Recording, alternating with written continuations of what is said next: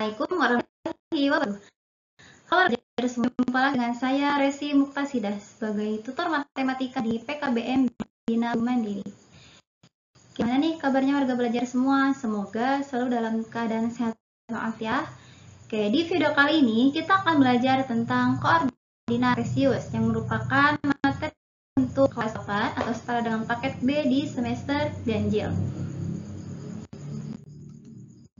Nah, yang pertama kita bahas koordinat kartesius itu.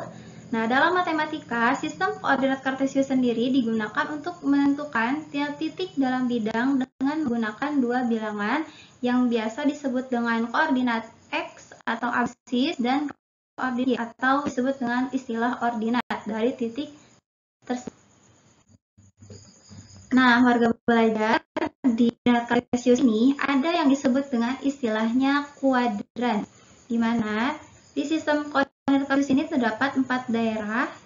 Ada kuadran 1, kuadran 2, kuadran 3, dan kuadran 4. Seperti yang terlihat di gambar di sini. Kuadran ini merupakan daerah yang memiliki nilai X dan Y-nya itu positif semua. Contohnya titik 2,3 X2 Y-nya jadi 2,3. Perlu diingat garis data ini sumbu X, garis yang atas ini disebut dengan sumbu Y ya. Jadi untuk penulisan titik koordinat kartesius ini dimulai dari titik X, jadi X. Nah, di kuadran 2 nilai X-nya ini bernilai negatif, sedangkan untuk Y-nya masih positif. Contohnya titik negatif 3,2. Nah, ini ada di kuadran 2. Kalau kuadran 3 nilai suhu X dan Y-nya itu negatif dua-duanya. Misal titik negatif 3, negatif 4. Nah, itu ada di kuadran 3. Nah, kalau kuadran 4 nilai X yang bernilai positif dan sumbu Y yang bernilai negatif. Contohnya 2, negatif 4. Nah, itu ada di kuadran 4.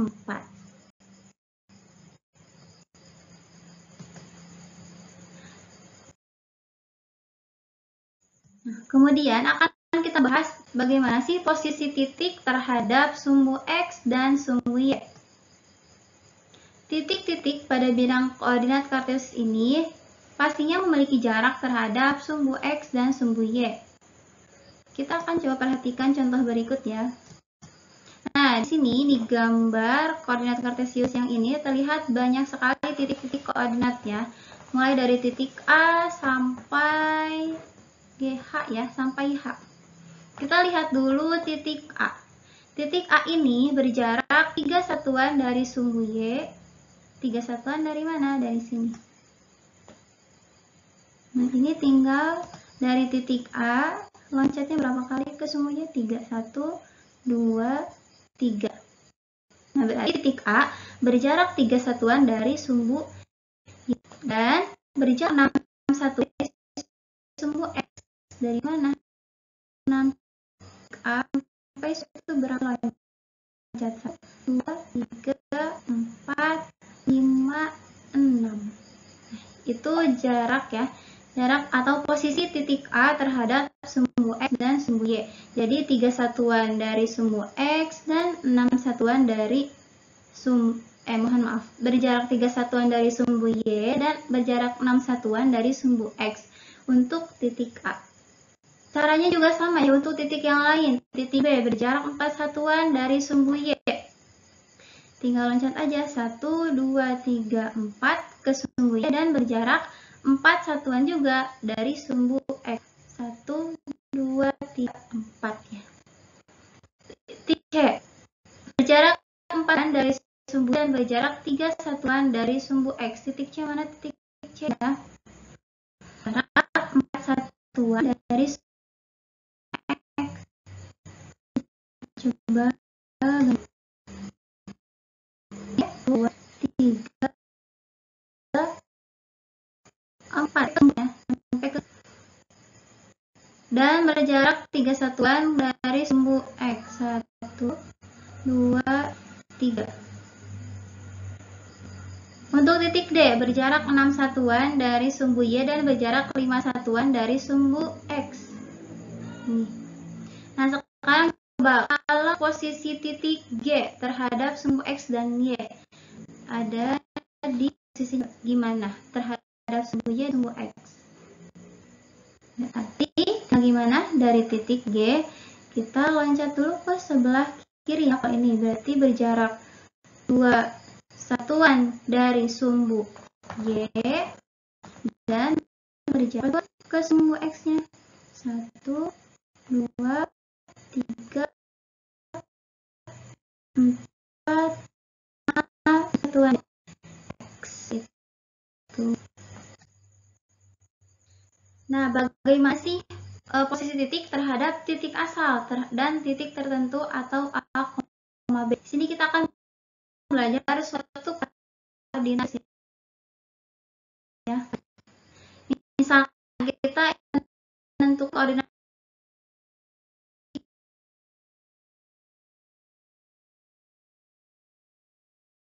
kemana hanya sama kita pasti dulu untuk yang lurus ke atas bawah ini ya, sama X dan Y.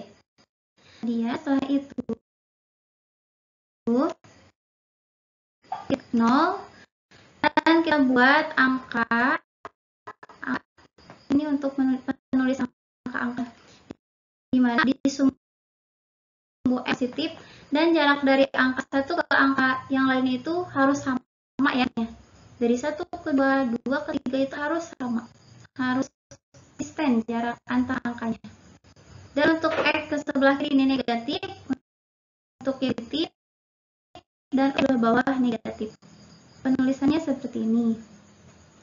Nah, setelah itu kita tarik garis tegak lurus yang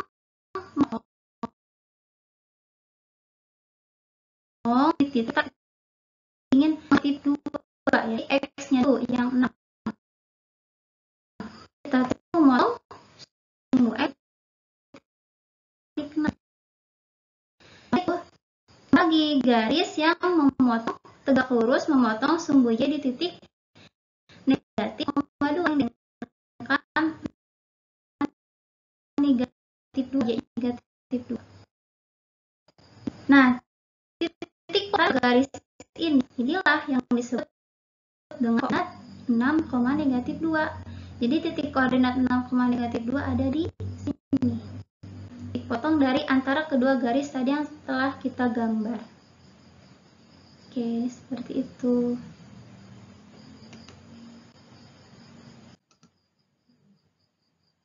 Nah, coba perhatikan gambar ini.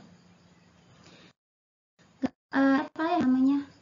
Kapal laut ya. Kapal laut ini berada di titik koordinat berapa? 1,2 ya. Mana X-nya 1 dan Y-nya 2. Kapal yang satu ada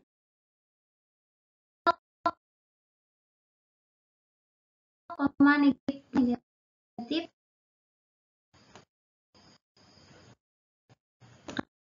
Sekarang gimana? Dibalik ya. Kita menentukan titik ini berada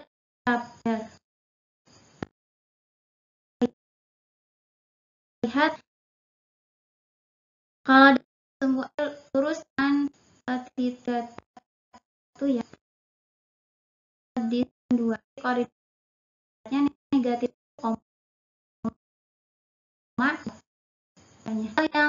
yang kotak ini dengan angka 2 ya. Kemudian kalau lurus dengan Y ini ada dengan angka 3. Negatif 3 ya. Berarti 2, negatif 3. Ingat ya, kalau Y ke bawah itu bernilai negatif. Sekarang kita akan menggambar lagi posisi titik koordinat. 0,3 ada di mana? 0, dari 0 kemudian 3 ke Y. Jadi tinggal 3 angka ke Y. Jadi titiknya di sebelah itu. Kemudian kalau 3,0 gimana? 3,0. 3-nya di X dan 0 langkah ke Y, berarti dia diam di situ, dia 3 di sumbu. Kalau komiti, 3 ke di semi. 1,1 berarti sini ya, negatif 1,1 berarti ada di sebelah sini. Lanjut, negatif 3, negatif 3. Negatif 3 sumbu X sebelah kiri dan negatif 3 sumbu Y ada di sebelah bawah, berarti titiknya ada di sebelah sini. Nah, sebelah sini. Kalau 0,0 di mana? 0,0 ya udah jelas, pasti di ya sini. 3,3 ada di mana? X-nya 3, Y-nya 3, berarti di sebelah sini. Nah, dan satu lagi ada titik berapa? Negatif 2,1 ya, ada di sebelah sini. Oke, seperti itu. Oke, kita lanjut. Nah, sekarang dibalik ya, kayak tadi, dari udah diketahui posisi titiknya dan kita menentukan titiknya itu. Seperti yang gambar koi ini, ada di koordinat berapa ya kira-kira? Dia itu ke sumbu sejajar dengan angka 1, 2, 3 ya, berarti 3,3. Betul. Kalau yang burung sejajar dengan sumbu X-nya itu di angka 1, sejajar dengan sumbu Y-nya di angka 2,2. Itu pun dengan yang caranya yang ada di negatif 1, yang kotak harta karun ada di 0,3, ada di negatif 0,3, yang titik negatif 2, berikutnya yang pisau titik, satu lagi ada di titik 3. Nah, itu tadi penjelasan tentang koordinat. Cukup rumit atau cukup mudah? Saya harap warga belajar terus sering mengerjakan soal latihan ya, terus berarti mengasah kemampuan dia. Dan tentunya jangan lupa warga belajar kerjakan penilaian di kelas lainnya. Oke, sekian dari saya. Mohon maaf atas segala kekurangannya. Wassalamualaikum warahmatullahi wabarakatuh.